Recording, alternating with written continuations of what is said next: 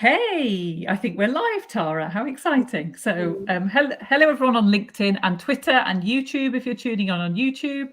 I'm Becky Carlson, one of the curators of Learning Pioneers. And Tara, would you like to introduce yourself?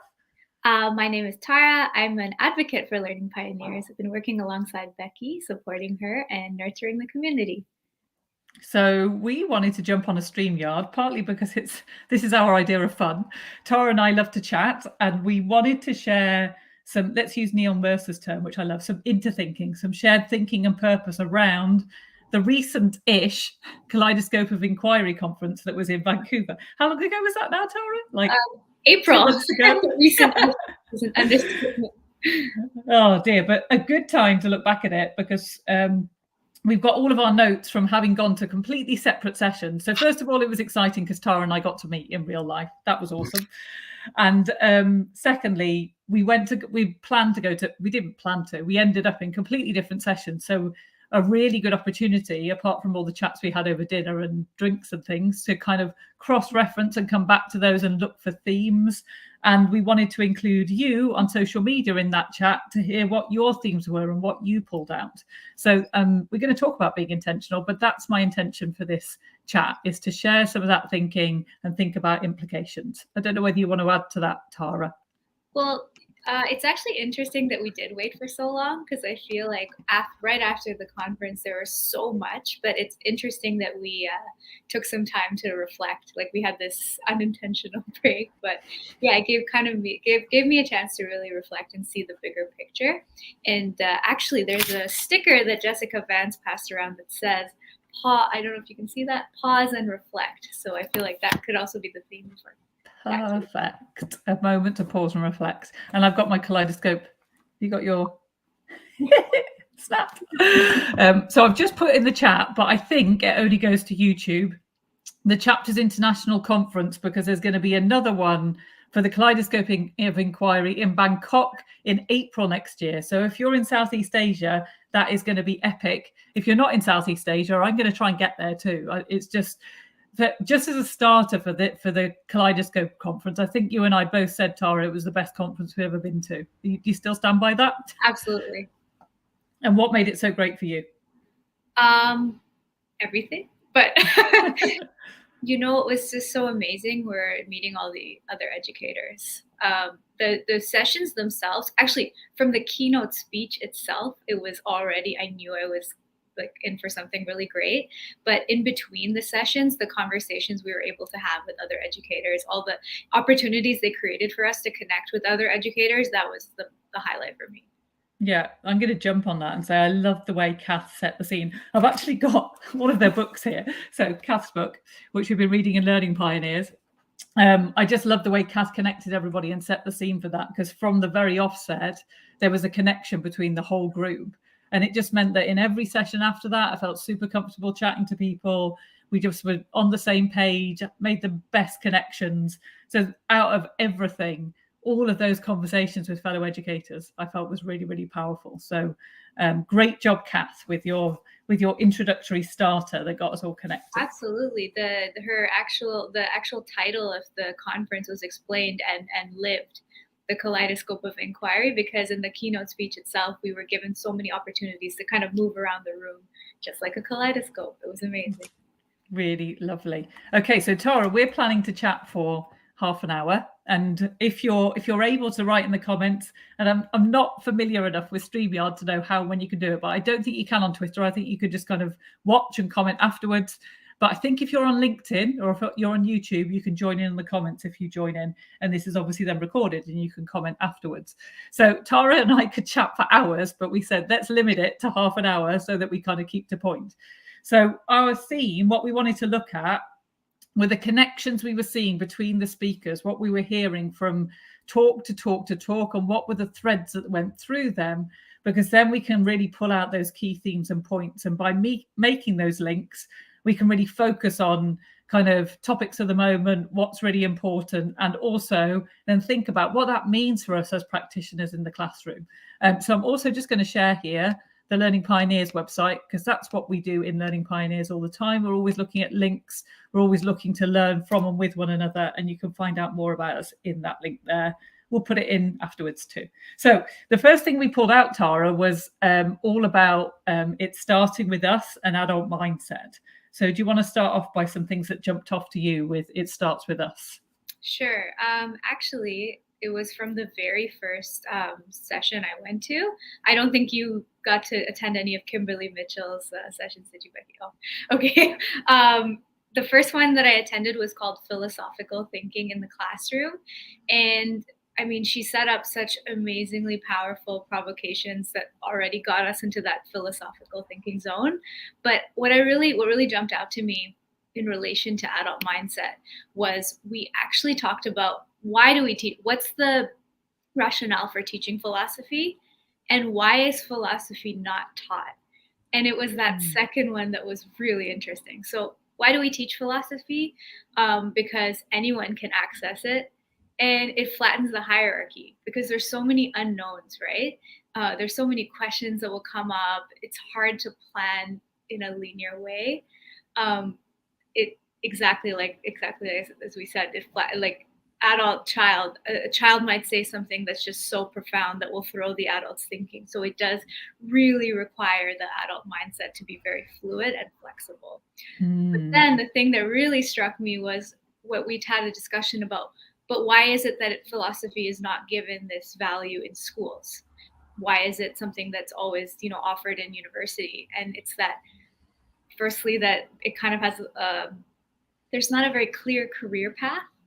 And then a lot of adults might think no time, not enough data showing, what it can do for children. But the real thing was that schools were actually introduced to teach compliance. And philosophy is not about compliance. Philosophy is about asking questions and being critical. And it's a fear. So I thought that was so cool. Right then and there, that this talk kind of really got me that as a teacher, if you're going to embrace this kind of inquiry mindset, you have to have a very, very, very, very flexible mindset. It all goes back to adult thinking. Yeah. And that links to kind of continual learning from our mistakes, that kind of that idea of kind of almost always assuming you're wrong, being open to new perspectives. And if we embody that, it's like that we talk about a lot in Learning Pioneers. What we do in the classroom is what we do as teachers, is what we do as leaders, is what we do in the Learning Pioneers community. So if we want children to embody an open-minded philosophical mindset and an open questioning mindset, which creates psychological safety, by the way, we've been talking about that a lot recently, then we need to embody that ourselves, and we need to link into that ourselves. Yay, Diksha's here. Thank you, Diksha. So yeah, 100% on that philosophical thinking. And I always think the same about thinking routines. They level the playing ground, and they elicit thinking that we may not have otherwise seen if we didn't have that as part of the structure of our classroom. And I often look at the news and think, oh, wouldn't it be good to use a thinking routine on that article, Yeah, absolutely. And also empathy building, right? Like somebody will come up with, there were so many powerful sort of exercises and thinking routines that Kimberly introduced to us. And to hear other people's, like, you can come up with something that you might think is profound or meaningful, but then you hear something from someone else and just like completely changes your perspective. And I thought that was so cool. And that's what philosophical thinking is, exactly that. It invites that kind of interthinking, like listening, active listening. I love it. It's so cool. And the coolest thing is that the routine she introduced us could be modified to almost any age. You just maybe shift language. You can make language simpler. But yeah, I was really blown away by that. But to teach philosophical thinking, you need to have that philosophical thinking hat on as a teacher. So that goes back to the adult mindset. Oh, I think you're frozen, Becky.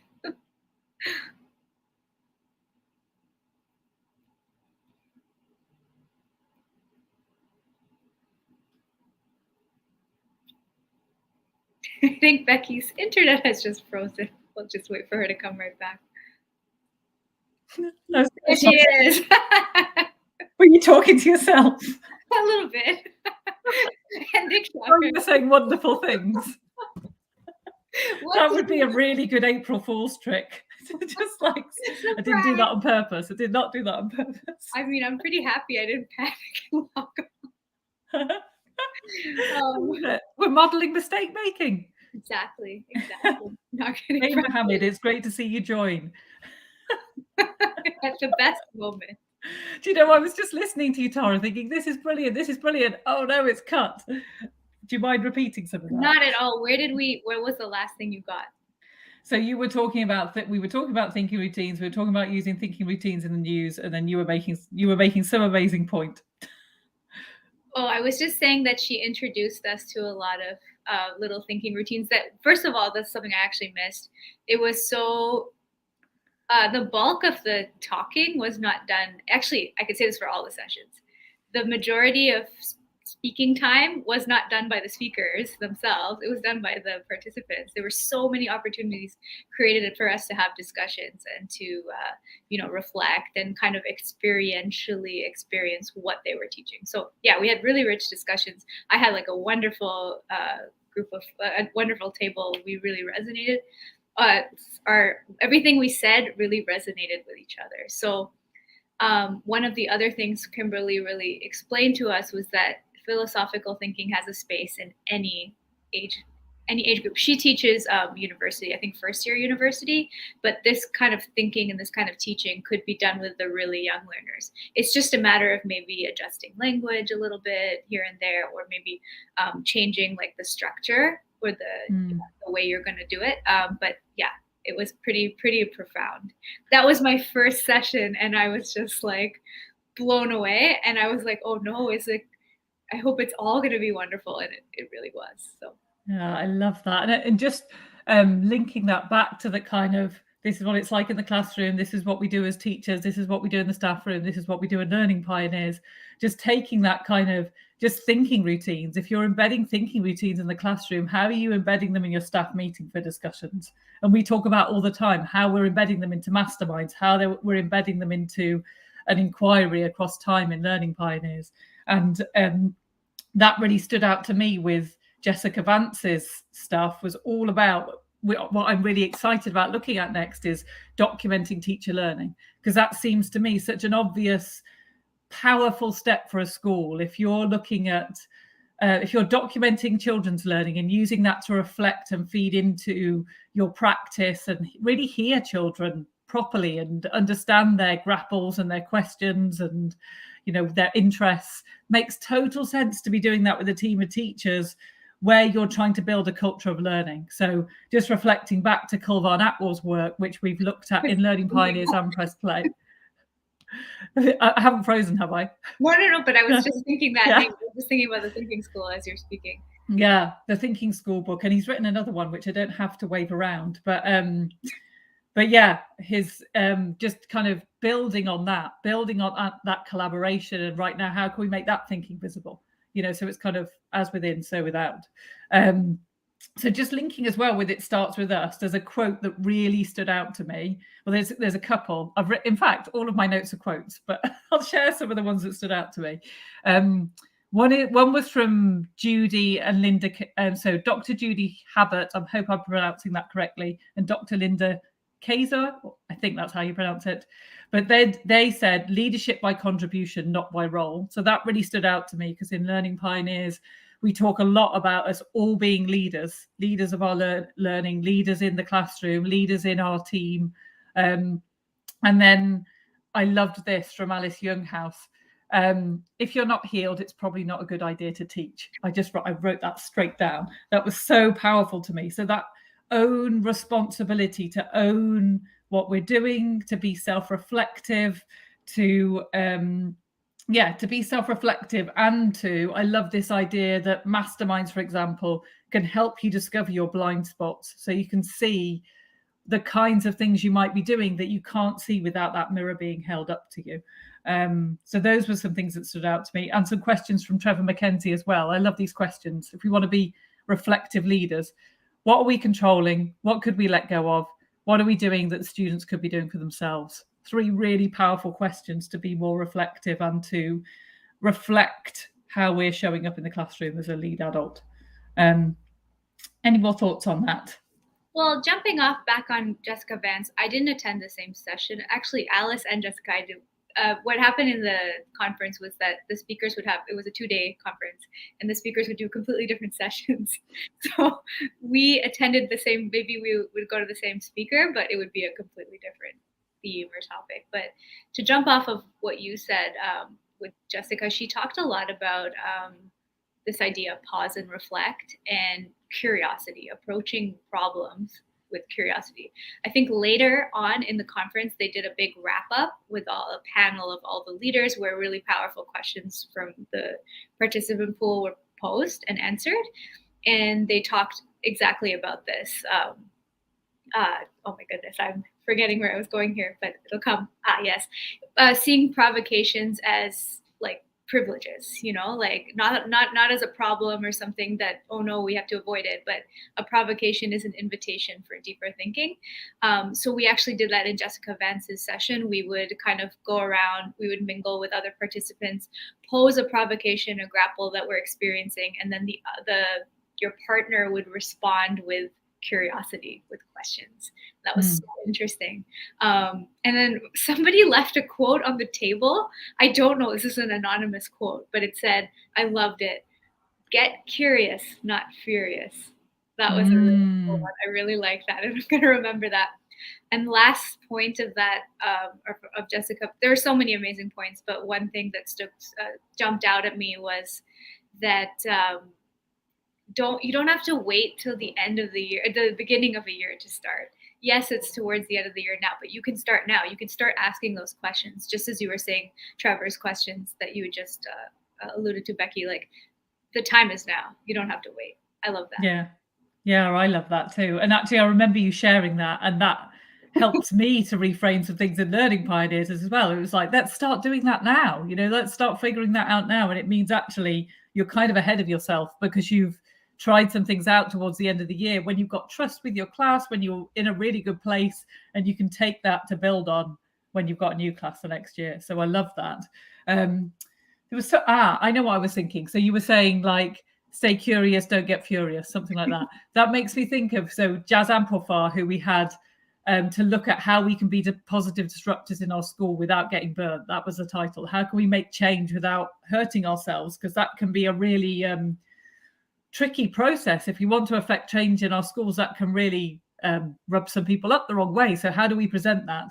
And she's got a really neat phrase: stay neutral, get curious. For your own adult kind of reflection, it's like, if something's annoying you or if something's triggering you, rather than going straight to blame, having that space to go, oh, that really annoyed me, what's that about? And then you can dig a bit deeper into that, that whole personal and professional growth running alongside one another and feeding into each other. And you're also just modeling the inquiry, like the lens of inquiry, by being curious. You're curious in the staff room, you're curious in the classroom. That's going to feed down to children.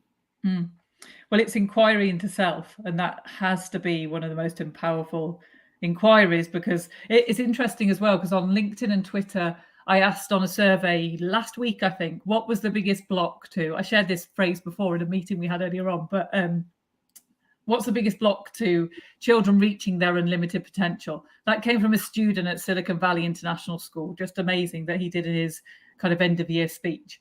And the biggest vote was adult mindset. So it goes to show as well, on both surveys, people felt like it was adult mindset that holds everything back. So it comes back to, it starts with us. Working on self is the thing that will make the biggest difference to our own happiness and growth, and everyone around us and all of the students. So it's got to start from there.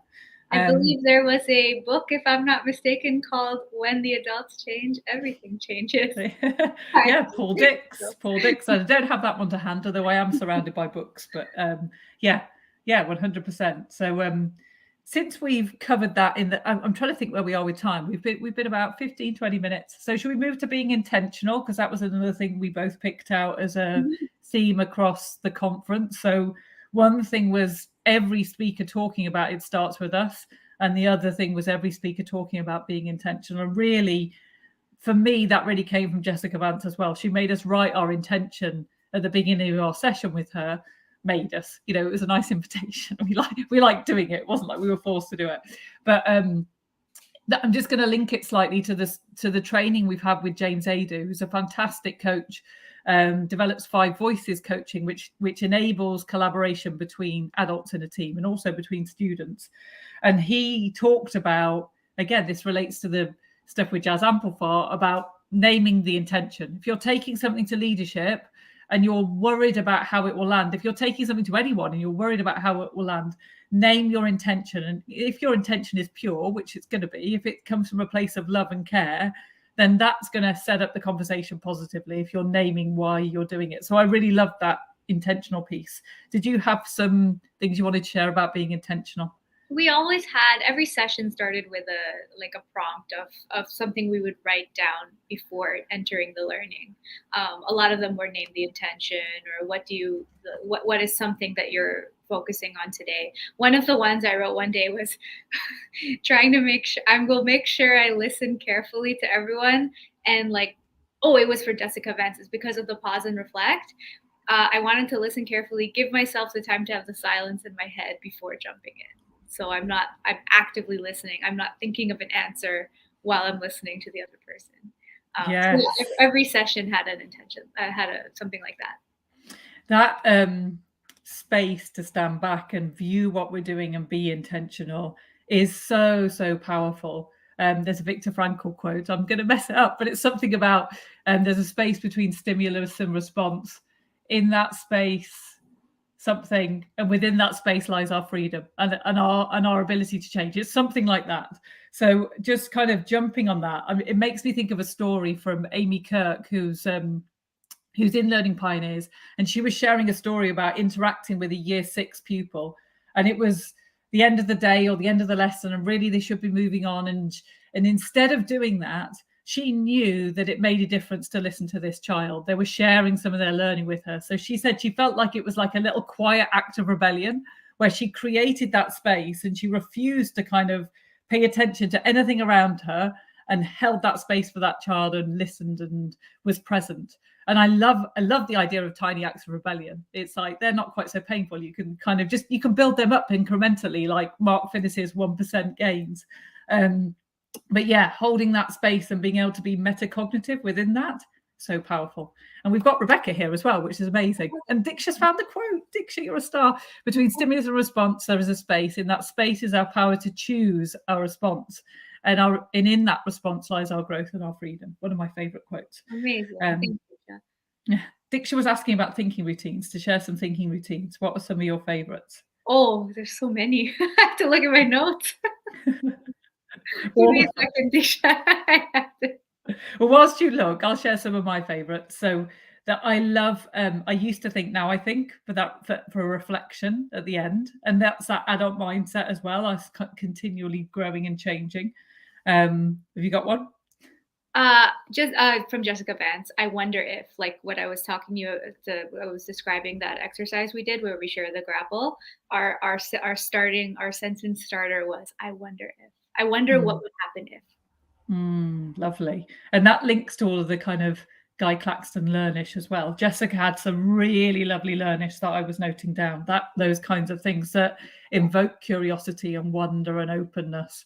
So that paired with thinking routines and philosophy for children, now we've got a really rich kind of concoction for open-ended, inclusive thinking. Our first line of inquiry in September is going to be belonging and inclusion, inclusive thinking.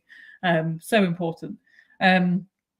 I've got something as well from Linda and Judy. I love this. So I can't quite remember the context of this. I've written a bunch of quotes from them, but I think it was something like planning the context within a school of what they wanted children to achieve and how they wanted children to show up in the school.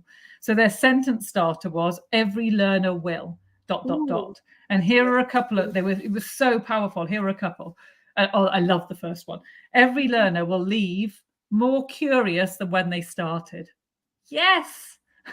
And then the second one, every learner will gain an understanding and respect of Indigenous ways of knowing. Beautiful. Learning alchemy. Really love that, Diksha. We need to make a hashtag of learning alchemy. Yeah, so isn't that powerful? And it made me immediately think of, well, just everywhere in any learning community. How are we being that intentional with our learning community? And for us in Learning Pioneers, that intentionality we have around how we want people to feel, what community means to us, and the input we've got into that. I think it would be amazing to have some of those statements. Every member of Learning Pioneers will, and then seeing what we come up with, and we could co-create that. Yeah, that really stood out to me. To add to intentionality, I would also put curiosity too. This because just to give some love to the other speakers too, like Kath Murdoch, I think both of her sessions were all about being curious. And Misty Patterson and Calder, they did that whole pop-up studio where we were able to actually touch materials and like kind of play. And their big idea was to think about concepts, materials, and your own experience and bring it all together. And that's all curiosity feeds all through. Curiosity and intention feed through both. All of that. And what I loved about that, and it could be another theme, I'm thinking about Misty and Calder, was that coming into learning from your own experience, and how your own experience and learning and everything that's come behind that is as important as your kind of knowledge or the knowledge that you bring. And how do we bring that to the classroom, and how do we value that? How do we show that we're valuing both and holding both? And that links back to belonging and inclusion, because that's how we feel like we belong. Is we feel seen, heard, and valued, because what we bring to the classroom is valuable, and it's and it's shared, and I can connect that with other people. If I show up like that, I belong. That creates belonging. So thank you for bringing that up. Yeah, absolutely. Also links to the learning river too, right? We're talking about knowledge and skills, but we're really building all those other deeper skills. And also, of course, I have to give a shout out to the Reggio Emilia approach. It's very Reggio. When I was in Misty's session, I was like loving it. It was wonderful. Yeah, which links back to our previous conversation, which was all about the links between Reggio Emilia and the LPA, and our continuing conversations around. There was a little while ago, I put a post that was like looking at learning power approach, inquiry, and play, and we can add Reggio Emilia into that, and there are links between all of those, and they all feed and nurture one another. So I'm just looking at the time. I think if we're really smart, we can probably wrap things up like in time. And I'm just going to copy and paste. So Tara and I think all of the advocates are going to be getting together tomorrow. I'm just going to pop in the chat. You may or may not see this. I'll post it afterwards. If not, I think it's just gone to YouTube. The link to join a webinar that we are running kind of this time tomorrow. So 4:30 UK time. What time is it for you in Canada right now in Toronto, Tara? It's just after noon. Okay, so it would be like 11:30 tomorrow, your time. So good time if you're in the United States, Canada, across Europe, even kind of going into kind of Southeast Asia. You can log in, it'll be late at night. But we are running a free webinar called What Really Matters in Education, where we will be talking about what really matters in education and how to put that into practice in your classroom. So to me and Tara, these things really matter, like taking care of ourselves and thinking about how we show up, that matters. Looking through an inquiry lens, that matters. Being really intentional with our practice, that matters. Being lifelong learners and going to amazing conferences like Kaleidoscope, that really matters, because then we're continually growing. So we're going to talk about more things that matter and how to put them into practice. So we would love to see you there, and I'll share the link after this. Thanks, Tara. I think we can wrap things up. Absolutely. We made it in time. I think you totally nailed that smoothly in the middle with me disappearing. I think you deserve a round of applause. Totally. You too for coming back. I'll try really hard not to do that again when we do our next one. Modeling resilience, another thing. It's been so great connecting, Tara. Thank you so much for making the time, and thank you everyone for showing up. Diksha, Rebecca, and Mohammed, thank you so much for tuning in. Bye. Bye.